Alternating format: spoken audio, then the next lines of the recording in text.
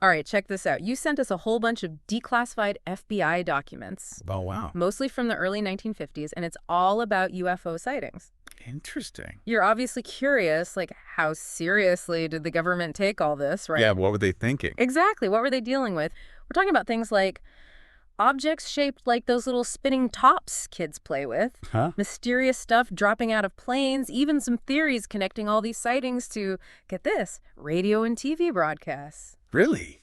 It's wild. It's like X-Files before there even was an X-Files. Before its time. Totally, way ahead of its time. What I find interesting is these reports, they aren't just like vague descriptions of lights in the sky. You know, we're seeing people giving real detailed accounts. Right. Shapes, behaviors, locations. It makes you think there was some serious observation going on, not just folks making stuff up. Exactly. It's not just like, oh, I saw a light. It's detailed stuff. Exactly. Like that report from Thessalon, Ontario, up in Canada. Okay, yeah. Witness sees a bunch of bomber planes flying south, and they're dropping things that look like parachutes. But then these objects, quote, spurted vapor. Spurted vapor. Whatever that means. And then they just shoot off, going southwest super fast. Ah, interesting. And it gets even weirder. There's this report from Indiana. Okay. Someone sees this silver top-shaped thing, almost like it's spinning, and it has windows. Windows. Yeah, and they thought they saw, like, signs of life inside. Wow. Then, poof, gone, takes off incredibly fast, like, zooms away. So they're seeing details, shapes, even movement. Yeah, I mean, these descriptions, they really make you think, what were people actually seeing back then? It's pretty crazy. Yeah, definitely leads to wonder. And it wasn't just in one place. We got reports from all over, the U.S., Canada, Mexico. It wasn't just a local thing. It was happening over a huge area. So it was widespread. Widespread, for sure. So how did the FBI react to all of this? Well, from what the documents show, they were definitely paying attention. They would acknowledge they got the reports, send them over to the Air Force, sometimes even do background checks on the people who reported it. Wow, really? Background checks? Yeah, but here's the thing. Their focus seemed to be more on, like, is this a threat? You know, not so much, are there aliens? I mean, it was the Cold War. Exactly, Cold War. So they're thinking, is this some enemy action? Right, national security threat, not little green men. Right, exactly. But, you know, these documents, they also mention a whole bunch of different theories about what these UFOs could be. Oh, yeah. There were a lot of ideas floating around. Like what kind of theories? Well, you got your usual suspects, like misidentified aircraft, weather balloons, reflections, hoaxes, maybe even mass hysteria. Right. But then you get to the really unique theories, the ones the witnesses themselves came up with. Like, what? Give me an example. Okay, so one person said maybe it's radio or TV signals hitting the clouds and making it look like flying saucers. Whoa, that's a new one. I've never heard that before. Yeah, it's out there. Definitely creative. Or how about this? UFOs are devices full of pests, like some kind of early biological warfare thing, or even remote-controlled. Whoa, hold on. Pest-filled UFOs. That was the theory. That's wild. Seems like folks were connecting the dots with the technology they knew back then. Trying to make sense of it. Right. And then there's that classic one, the government's hiding the truth about flying saucers. A good old-fashioned conspiracy theory. Oh, yeah. That one never goes away. Nope, still around today. Classic. So with all these reports, all these theories, did anyone actually try to figure out what was going on? Well, the FBI, they often pass the buck to the Air Force. Really? Yeah, especially this group, the Air Technical Intelligence Center. They were based at Wright-Patterson Air Force Base. Okay. They were the ones who were supposed to know about aircraft and anything weird in the sky. The experts. Right. And they had a more, like, organized way of looking into these sightings. So the FBI was more about collecting the reports, and the Air Force was trying to make sense of it all. Did the Air Force ever think, hey, maybe some of these are actually alien spacecraft? You know, that's where it gets really interesting.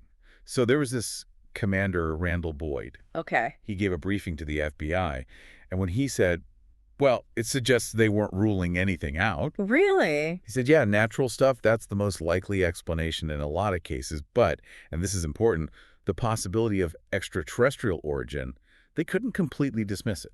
Wow, so they were keeping an open mind. It seems that way. And here's the kicker. The Air Force was actually scrambling jets, like sending them up to investigate. Wait, they were sending jets after UFOs? Seems like it. That means they were taking this seriously. Right. It wasn't just a joke to them. They were trying to figure out what was happening in their airspace, even if it meant, like, thinking about the possibility of something totally out of this world. Exactly. They weren't just dismissing it all. And there's more. We've even got documents about this journalist, Drew Pearson. He got mixed up in all this UFO stuff.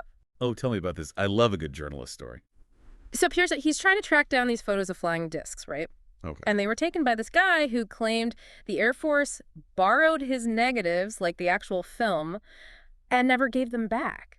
Sounds like something out of a movie. I know, right? Like shadowy government agents confiscating evidence. So did the FBI find anything? They looked into it, but they couldn't find anything to back up the story. So a dead end. Yeah.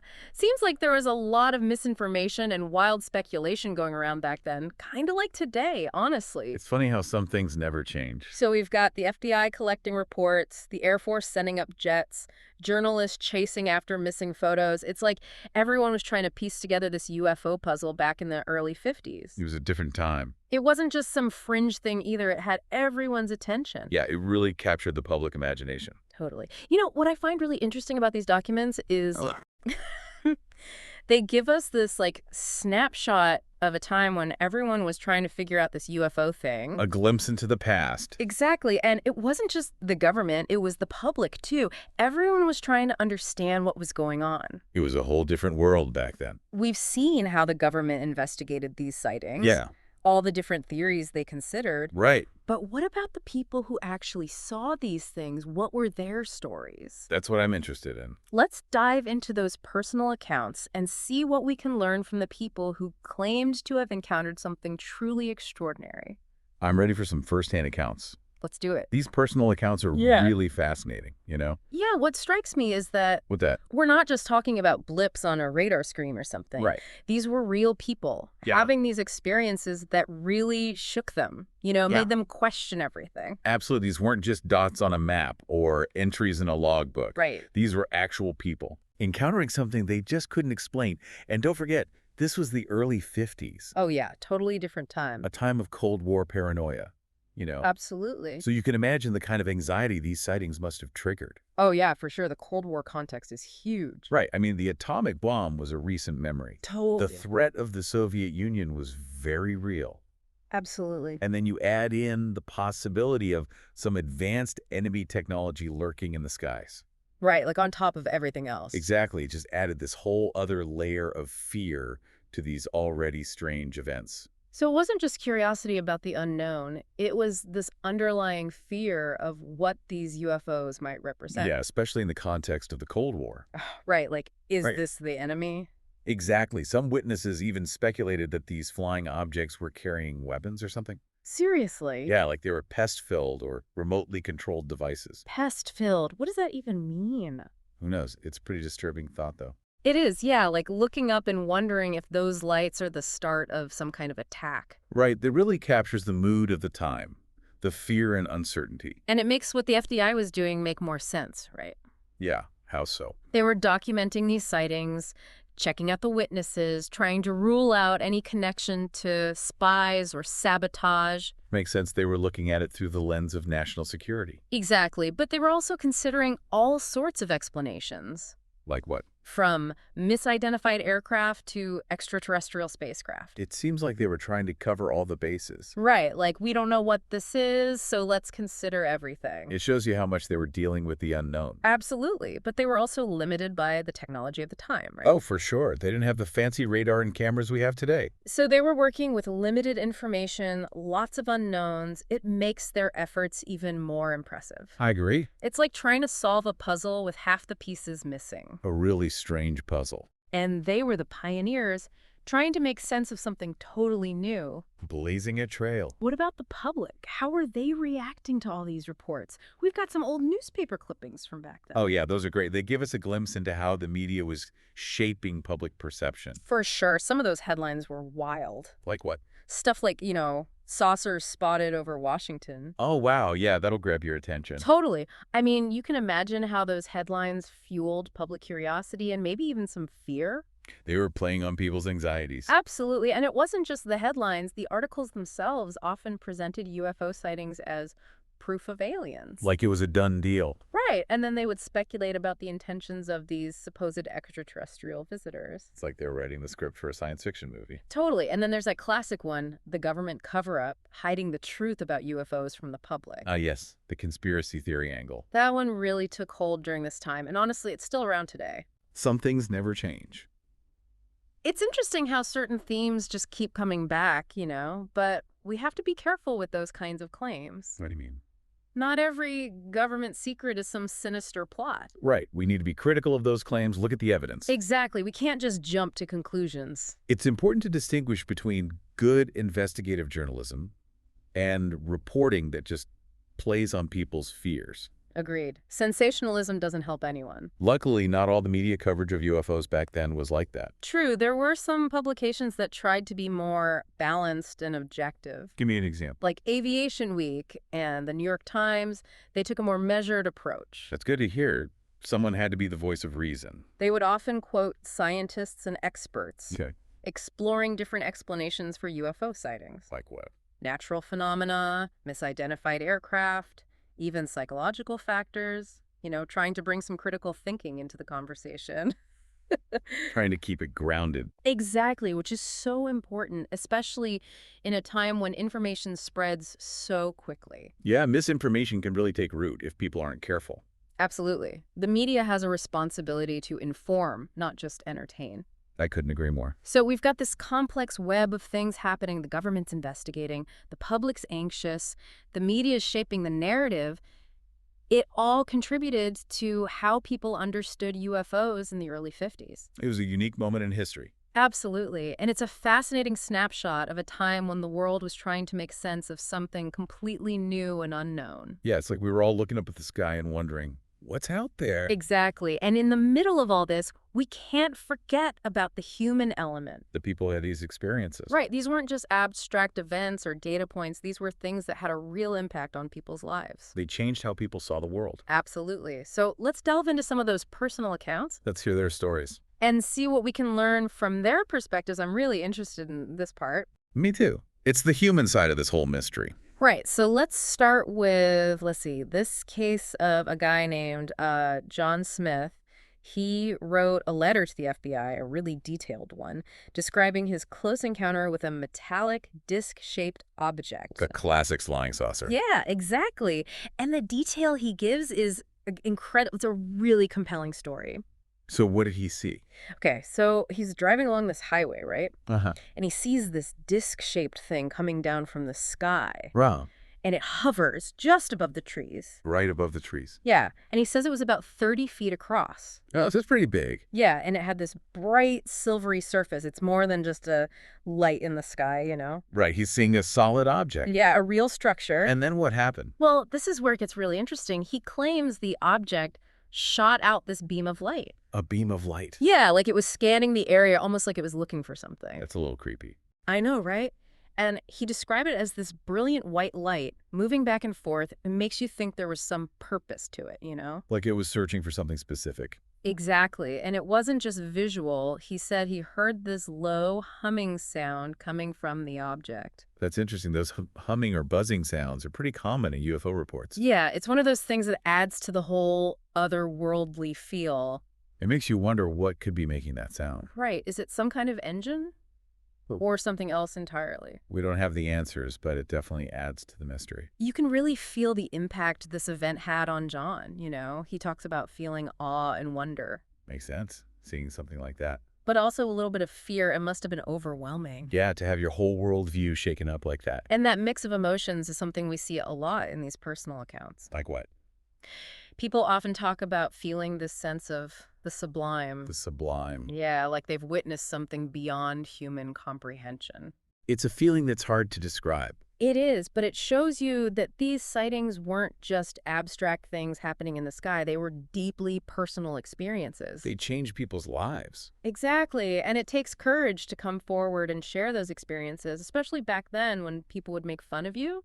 Yeah, there was a lot of stigma attached to talking about UFOs. So for someone to risk that, it tells you how real it was for them. Absolutely. Their stories offer us a unique perspective, something we don't get from just reading government reports. It reminds us that there's a human side to this whole UFO phenomenon. It's not just data points and investigations. Right. It's about real people and their experiences. So we've talked about sightings from the ground, but what about those reported by pilots? They spend a lot of time looking at the sky. They know what they're seeing, right? Yeah, pilots are trained observers. Their accounts definitely carry a lot of weight. Exactly. And their reports are often very detailed and technical. They have the vocabulary to describe what they're seeing.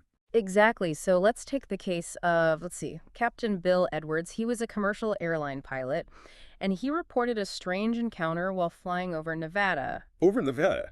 Yeah, according to the FBI files, Edwards and his co-pilot saw this bright, cigar-shaped object moving super fast across the sky. Cigar-shaped. That's interesting, not the typical disc shape. Right, and he said it was much bigger than any plane he'd ever seen. He estimated it to be at least 100 feet long. 100 feet. That's enormous. Huge. And he said it had no wings or tail, which is weird for something that big. It doesn't sound like any aircraft he would have been familiar with. Not at all. And he said it was moving incredibly fast, like way faster than his plane. Wow, so this thing is huge and is moving incredibly fast. And get this, he said it made no sound, which is crazy considering its size and speed. Yeah, that silence is a recurring theme in UFO reports. It's like they defy the laws of physics. Right, it makes you question our understanding of how things are supposed to work. Absolutely. And Edwards reported something else that's often associated with UFOs. What's that? He said the object seemed to change direction really suddenly. Sharp turns. Yeah, like turns that would be impossible for a regular plane to make. That suggests a level of control and maneuverability that's hard to imagine. It does. It's like they're operating under a completely different set of rules. And the FBI took his report seriously enough to send it to the Air Force for further investigation. So they weren't just brushing it off. It seems like they were genuinely interested in figuring out what he saw.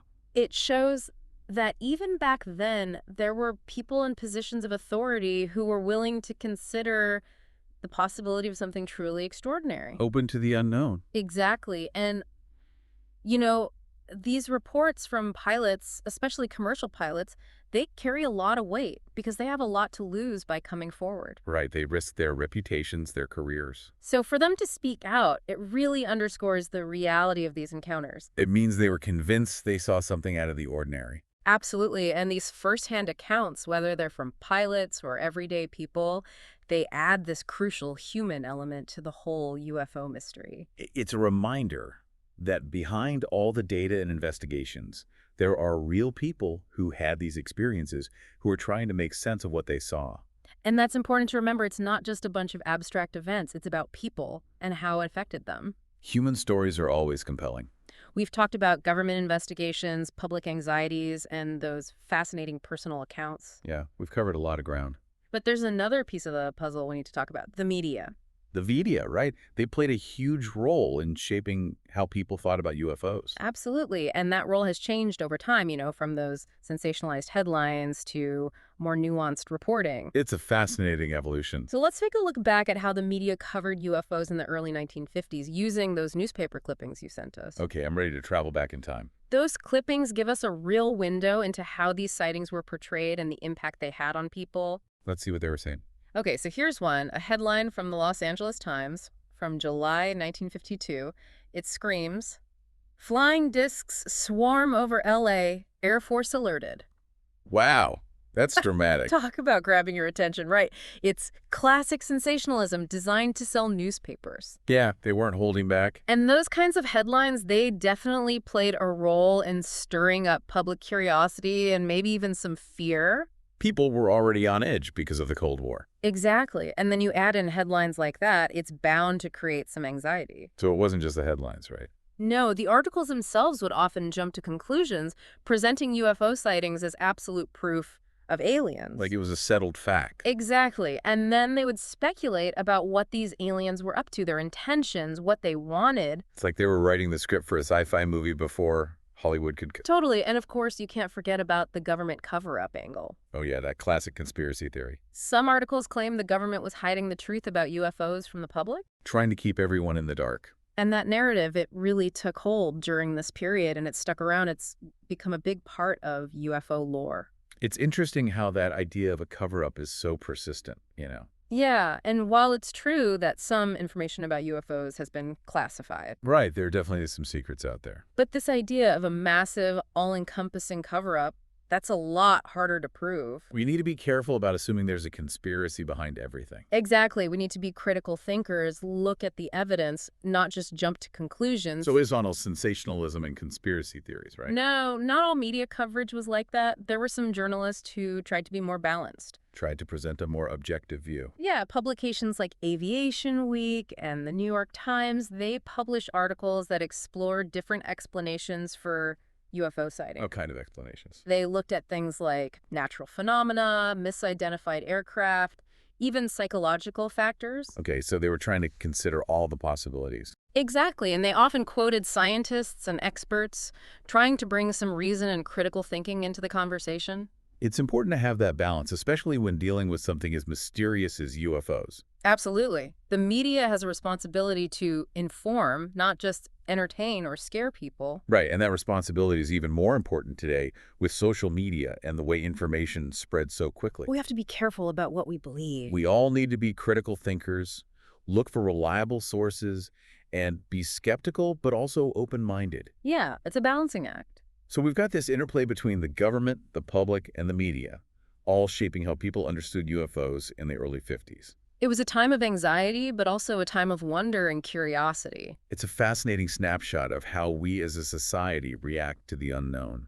And those themes, they continue to resonate today. We're still grappling with the mystery of UFOs. It's a story that's still unfolding. You know, it's really something how these old UFO sightings, like they were just tucked away in these FBI files, but they've had such a lasting impact. They sparked this whole conversation about UFOs that's still going on today, right? Absolutely.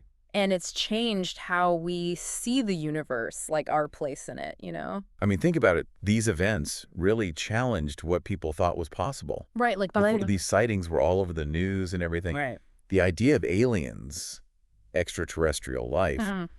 it was pretty much science fiction fantasy. Yeah, for sure. And then people start seeing stuff in the sky that they couldn't explain. Right, right. And it forces them to think, wait, maybe we're not alone in the universe. Yeah, like that must have been a huge shock for a lot of It people. was a big shift in perspective for sure. I bet. And that shift, it had this ripple effect. Really? Like how? Well, it sparked scientific curiosity. Okay. Astronomers started looking for exoplanets. Those are planets orbiting other stars. Uh-huh. And they came up with new ways to try to detect signs of life out there, beyond Earth. Wow. So you're saying that maybe those early UFO sightings, they actually played a part in starting the search for extraterrestrial intelligence. It's definitely possible. I mean, think about the timing. That's amazing. It wasn't just a cultural phenomenon. Right. It might have influenced the direction of science. Wow. So we've got the cultural impact, the scientific impact. What about pop culture, movies and stuff? Oh, yeah. UFOs have been huge in entertainment. Totally. Think about all the movies, TV shows, books, So many. from those classic sci-fi films like The Day the Earth Stood Still. Yeah, Close Encounters of the Third Kind. Exactly, to more modern blockbusters like Independence Day and Arrival. It's true. UFOs are everywhere in pop culture, but it's interesting how those depictions have changed over time. In what way? Well, like the early movies, they often showed aliens as like scary invaders. Right. Which makes sense. It was the Cold War, everyone was afraid of attack. It reflected the anxieties of the time. Exactly. But more recently, you see more, I don't know, complex portrayals of aliens, Like what? exploring themes of communication, understanding, even cooperation with extraterrestrials. It's like we've become less afraid of the unknown. Yeah, maybe more open to the possibility of other life forms out there. It's a fascinating shift in perspective. It is. And, whether these stories are just for entertainment or trying to explore real scientific ideas, Yeah. they keep us thinking about UFOs, keep us curious. They remind us that there's still so much out there that we don't understand. Exactly. And that brings us back to those early FBI documents. Right. What do they tell us? They give us this glimpse into a time when people were really wrestling with the unknown. And we're still trying to figure it out today. We've looked at how the government investigated, the media frenzy, the impact on culture, even the potential influence on science. It's a lot to take in. It is, but even after all that, the big question remains. What question? What were those things people were seeing in the sky? That's the million-dollar question, right? Totally. I mean, we've considered all sorts of explanations. Natural phenomena, misidentified aircraft, secret technology. But there are still those cases, The ones that just don't fit neatly into any category. The ones that keep us guessing. And those are the cases that keep the mystery of UFOs alive. For sure, they make us want to keep searching for answers. Even if those answers are hard to find. It's the journey, not the destination, right? Exactly. The pursuit of knowledge, exploring the unknown, that's what's really rewarding. I like that. And, even if we never figure out the whole UFO thing, Oh, yeah. just trying to find those answers, it makes us understand the universe better, our place in it. It broadens our perspective. It's a reminder that there's still so much out there that we don't know, so much to discover. It's a big universe. It is. Well, this has been an amazing deep dive into those early UFO sightings. It has. We've seen how these events captured people's imaginations, inspired scientists, and how they still influence us today. But I think the biggest takeaway is that the mystery's still there, and that's a good thing. Why is that good? It keeps us looking up, wondering, exploring. Keeps that sense of wonder alive. Exactly. Well, thanks for joining us on this journey through the FBI's UFO files. We've dug up some interesting stuff. We have. Explored some cool theories, and hopefully got you thinking about the mysteries that are still out there. And who knows, maybe you'll see something strange in the sky yourself someday. If you do, don't just dismiss it. Right. Embrace the mystery. Let yourself wonder. Because that sense of wonder is what drives us to explore, to learn, to push the boundaries of what we know. And who knows what we might find out there. That's a great note to end on. Thanks for joining us, everyone, and keep looking up on us.